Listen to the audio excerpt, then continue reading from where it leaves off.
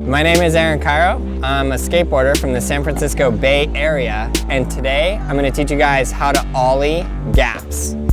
We're going to be specifically going over flat gaps in this video, so it's just a straight flat gap, looks just like this, and I'm going to go over the different points of how to do that and what's the best way to get started on doing that.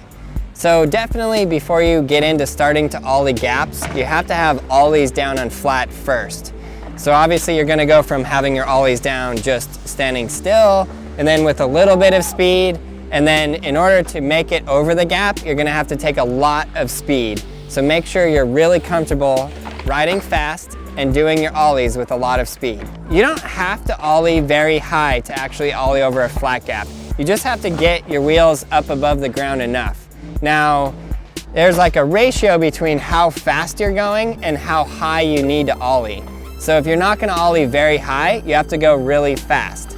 So obviously the faster you go, you don't have to ollie so high, and you're still going to make it over the distance and clear the flat gap.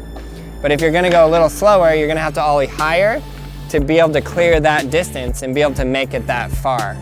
So check out this shot right here. I just take it with a lot of speed, but I barely even ollie. I just pop the tail, just take it up off the ground just a little bit, and I still make it over the gap every time.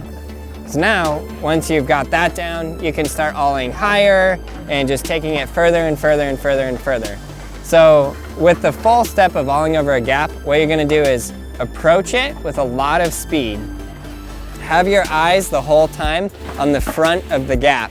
That's very important because you don't wanna pop too late and you don't wanna pop too early. You need to pop your tail at the correct exact point in order to make it over and clear that gap. So watch with your eyes the edge the whole time as you're coming towards it. And then as it approaches, you're gonna bend down just in the regular ollie position, pop up, slide your front foot up, and then bring your front foot up, and then your back foot will follow. Bring your back foot up, and then push your front foot out forward in front of you, just to level your board out in the air. And then you wanna watch the gap the whole time. So the gap will go by underneath you, and you'll see that your back wheels have cleared the gap. And then as soon as you see it clear, just begin to bring your legs down and then land, bend your knees, and then roll away. That's very, very important, because obviously you don't want to put your wheels down before you have cleared the gap. Otherwise you're going to stick, stop, and fall on your head. So make sure you don't do that. It's very important, especially if you're going fast, because you'll slam pretty hard. So a lot of times when you're first getting ready to do a gap, whether it's just a flat gap or it's a gap down something, the biggest point where people sometimes hang up is on commitment. It's like the mental feeling of, can I do this? I don't know if I'm gonna do it. I'm worried that my trucks are gonna hang up and then I'm gonna slam super hard.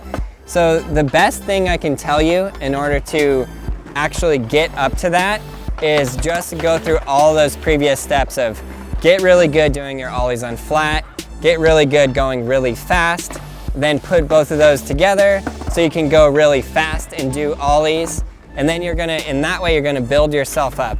And then you have to approach it with the mental mentality of, I'm just going to do this, and that's it, and I'm just going to commit. If you want to, you can go fast, ollie, and then jump off of your board. Ollie, and then jump off of your board. But honestly, I don't recommend trying to jump off your board nearly ever. If you're trying to ollie up and jump off, oftentimes that's where you're gonna get hurt, not actually just ollieing up and committing to land on your board.